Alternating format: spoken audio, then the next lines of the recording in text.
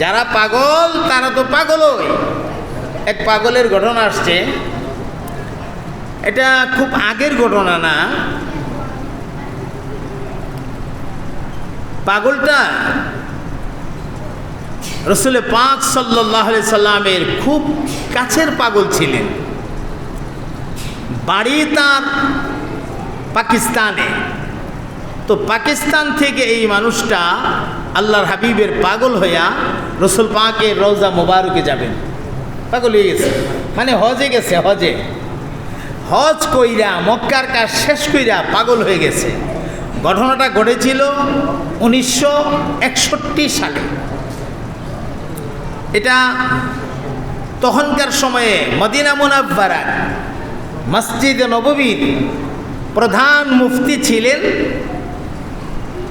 বিখ্যাত, দেশ বিখ্যাত আলেম শেখ মৌলানা খলিল আহমদ সাহারানপুরি রহমতুল্লাহ আলাইহি। তিনি ছিলেন মসজিদে নববীর প্রধান মুফতি তখনকার সময়ে। আর এই ঘটনাটা শেখুল হাদিস হযরত মৌলানা মোহাম্মদ জাকারিয়া রহমতুল্লাহ আলাইহি ওনার বিখ্যাত গ্রন্থ আকাবির কা সুলুক ও ইহসান, আকাবির কা সুলুক ও ইহসান, এটা উর্দু কিতাব। এই কিতাবটার মধ্যে ঘটনা আনছেন। তো মানুষটা পাগল পারা হয়ে বাইতুল্লাহতে গেছে। তো বাইতুল্লাহ গিয়া বাইতুল্লাহর হজ কমপ্লিট কইরা, এই জন্যে হাজিদেরকে আল্লাহর মেহমান বলা হয়, আল্লাহর পাগল বলা হয়। এরা আল্লাহর পাগল। এরা এখানে যা যা করে এগুলা দূর থেকে দেখলে মনে হবে যে একটা একরকমের পাগলামি।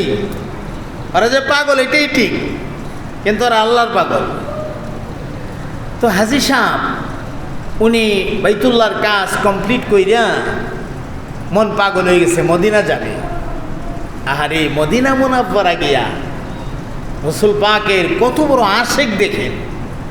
আল্লাহ নবীর রওজার সামনে গিয়া বড় বড় আওয়াজ দিয়া হাঙ্গামা কইরা চিল্লা চিল্লি কইরা কইতাছে, কে বলেছে আপনি মরে গেছেন? কথার বাপ দিকেন, আপনি তো মরেন নাই, রওজা ঘুমায় রইছেন। আপনি তো নিশ্চয়ই আমাকে দেখতেছেন।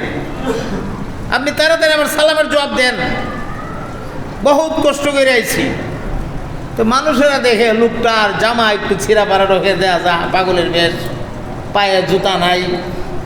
তো দায়িত্বশীল পুলিশ যারা এখানে, যারা আপনার সিকিউরিটির দায়িত্ব পালন করে পুলিশগুলা, তো এরা মনে করতেছে আহারি পাগলটার কারণে পরিবেশটা নষ্ট হইতেছে।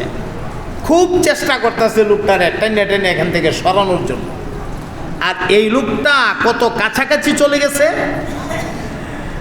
একটা জায়গা আছে যেটা সোনালি জালি, গোল্ডেন কালারের জালি, এটাকে বলা হয় মাওয়াজিহায়ে শরীফা। এই মাওয়াজিহায়ে শরীফার একদম কাছাকাছি লোকটা চলে গেছে। গিয়া এই গ্রিলের মধ্যে ধরছে, ধৈরা টান্দা ধৈরে রেখা কইতাছে, ইয়া রাসূলুল্লাহ আপনি জবাব দিচ্ছেন না কেন? আপনি তো জিন্দা, তো আমার সালামের জবাব দেন না কেন? আমি তো আপনার পাগল, অনেক কষ্ট করে আইছি, মেহরবানি করে জবাব দেন। কি দাবি নিয়ে কথাগুলো বলতেছে, কি সম্পর্কটা থাকলে এইভাবে বলা যায়? আপনি তাড়াতাড়ি জবাব দেন, আমি যাইতাম, জলদি জবাব দেন। জবাব না হলে আমি যাব না। এখন মানুষ দুইরা টানে বেচারারে গ্রিল থেকে ছড়াই আনতে পারে না। পুলিশরা গেছে, পুলিশ গিয়া শক্তি খাটায় আইন প্রয়োগ কইরা বাসি বুসি ভুয়া ফেত ফুত কইরা তাড়াতাড়ি ছাড়ো, এখনো কিচ্ছু নাই, হাত ছাড়ো। এখনো গেলে দেখবেন এরকম করে, জলদি ছাড়ো, হাত ছাড়ো, এখনো কিচ্ছু নাই। টাইম নাই, বেচারারে সরাইয়া নিয়ে গেছে। নিয়ে যাওয়ার পরে লোকটা খুব ক্লান্ত হয়ে গেছে। তো এই টানা হেসরাই, এমনি তো দুর্বল মানুষ। আমার মুহতারাম দোস্ত, আমার নবী পাকেরই পাগলটা মসজিদে নববীর এক কোণার মধ্যে গিয়ে আস্তে করে ঘুমায় গেছে। ঘুমাইছে যে কানতে কানতে ঘুমাইছে। আল্লাহ এদিকে পুলিশ ডিউটি করে বাড়ি গিয়া ঘুমাইছে। যেই পুলিশের টাইম না শেষ ছায়া ওই যে গ্রিল থেকে হাত ছড়ায় না পাগলরে সরাইয়া দিল, ওই পুলিশে ঘুমাইছে। পুলিশ ঘুমের ঘরে স্বপ্ন যুগে তাকায় দেখে গো আমার নবী রাহমাতুল্লিল আলামিন ওই পুলিশের ঘরে হাজির হয়ে গেছে। আমার নবী পাক পুলিশের সামনে গিয়ে দাঁড়ায় কয়, এ তোমাকে দায়িত্ব দেওয়া হয়েছে আমার রওজায় নিরাপত্তা দেওয়ার জন্য, আমার পাগলদেরকে কষ্ট দেওয়ার দায়িত্ব দেওয়া হয় নাই। আজকে কেন ওই পাগলটার তুমি জোর করে সরাই নিলা? তুমি কি জানো এই পাগলের দাম কত? এই পাগল তো আমার আশেক, এই পাগল আমার আশেক, আমারে ভালোবাসে।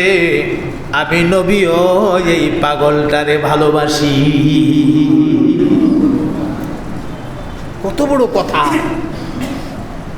জলদি যাও, পাগলের কাছে গিয়ে মাপ চাও, আমার রওজার কাছে আইসা তার মনের কথাগুলি বলতে দাও। পুলিশ ঘুম থেকে ওইটা পাগলের মতো হয়ে দৌড়ে মসজিদে নববীতে আসছে। মসজিদে নববীতে আইসা পাগলের মতো লোকটারে খোঁজাখুঁজি করতেছে, পায় না। হঠাৎ করে তাকায় দেখে এক কোনার মধ্যে গিয়ে পয়রা ঘুমাইতেছে। ঘুমজি দিছে, কান্নাকাটি করে যে ঘুমাইছে, চোখের পানি ওই যে মসজিদে নববীর নিচের ফ্লোর ভিজা গেছে চোখের পানিতে। পুলিশ গিয়া কোনো কথা নাই, ডাইরেক্ট পাগলের দুইটা পায়ে দইরা ডাক দিয়া করে, ভাই পাগল আমি বুঝতে পারি নাই, আমারে মাফ করে দেও, তুমি জলদি জলদি ঘুম থেকে উঠো। পায়ে মেসেজ করে ঘুমতে জাগার জন্য, ঘুম থেকে জাগায় আল্লাহর ওয়াস্তে তুমি আমারে মাফ করো, আমি আসামি হয়ে গেছি। আমার নবী পাক আমারে পাঠাইছে, আমারে বলছে তোমার কাছে নবীর সালাম দেওয়ার জন্য। আমার নবী বলছে নবীর সালাম তোমারে পৌঁছাইয়া আমি নিজে তোমার রওজার কাছে নিয়ে যাওয়ার জন্য সর্বপ্রথম আল্লাহর নবীর সালাম তুমি গ্রহণ করো। আল্লাহু আকবার! এই মানুষটার কিসমত কত ভালো! যেই মানুষটার আমার নবী সালাম জানায়া এরপরে আবার রওজায় তলব করছে। পুলিশে কয় সালাম নেও, তারপরে আমার সাথে চলো। পাগল আনন্দে বুকটা বইরে গেছে। আমার আল্লাহ বুঝে আমার মনের আশাটা পূরণ করছে। পাগলের মতো দৌড়ায় আইসা আবার নবীর রওজা মোবারকে দাঁড়ায় সালাম দিয়া দিয়া কো নবী গো, সালাম দেওয়ানের মালিক আপনি, আপনি তো সালাম পাওয়ার মালিক। আপনি সালাম পাওয়ার মালিক হইয়া উল্টা আমি গোলামরে আপনি সালাম দিয়ে দিলেন। আমি কয়বার আপনাকে সালাম দিলে আপনি খুশি হবেন আমারে জানায়া দেন। আল্লাহু আকবার! সালাম দিয়েছে। আমার নবী পাক রওজার ভেতর থেকে সালামের জবাব দিয়া কয়, আল্লাহ রাব্বুল আলামিন তোমার হজকে কবুল করে নিয়েছে, আমার রওজার পরিশ্রম আর মেহনতকে কবুল করে নিয়েছে। আমার খাঁটি আশেক হিসাবে, আমার খাঁটি উম্মত হিসাবে আল্লাহ রাব্বুল আলামিন তোমারে কবুল করে নিয়েছে।